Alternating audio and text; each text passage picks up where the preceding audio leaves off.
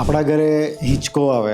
હિંચકો હોય ને, હિંચકામાં શું હોય? હિંચકા પર પેલા કડા હોય, ઇન્જીસ જેને આપણે કહીએ તે, તેના પર સળિયો લટકતો હોય અને એનાથી હિંચકો તમારો મૂવ થતો હોય. જ્યારે કડામાં ઓઇલ પતી જાય તો એને લીધે શું થાય? તમારા હિંચકાઓ જે સીધો ચાલવો જોઈએ તેની જગ્યાએ વાંકો ચૂકા ચાલવાનું ચાલુ થાય અને હિંચકામાં કીચુડ અવાજ આવવાનો ચાલુ થાય. એટલે સેમ સિચ્યુએશન તમારી જડબામાં પણ હોય. જ્યારે જડબું ખોલબંધ કરવાના સ્નાયુ અથવા તો દાંતથી દાંતના લેવલમાં પ્રોબ્લેમ, અથવા તો ખોટી રીતે ચાવવાની આદત, અથવા તો તમને કોઈ ડિસ્ટ્રક્ટિવ ઓરલ હેબિટ્સ જો હોય તો જે તમારું જડબું સ્મૂધલી ઓપન અને ક્લોઝ થવું જોઈએ એ ના થાય અને એ ફોર્સફુલ પોઝિશનમાં જાય. એને લીધે જડબાના સાંધા પર પ્રેશર આવે અને એને લીધે તમારું જડબું જે સીધું ખુલવું છે તેની જગ્યાએ વાંકું ચૂકું ખુલે, જડબાના સાંધામાં અવાજ આવવાનો ચાલુ થાય અને પછી જે દુખાવો ચાલુ થાય તે પછી આખા શરીરમાં પ્રસરે. આના માટે તમારા જડબું અને તમારા મસલ્સ એનું કોઓર્ડિનેશન તમારા દાંતની સાથે હોવું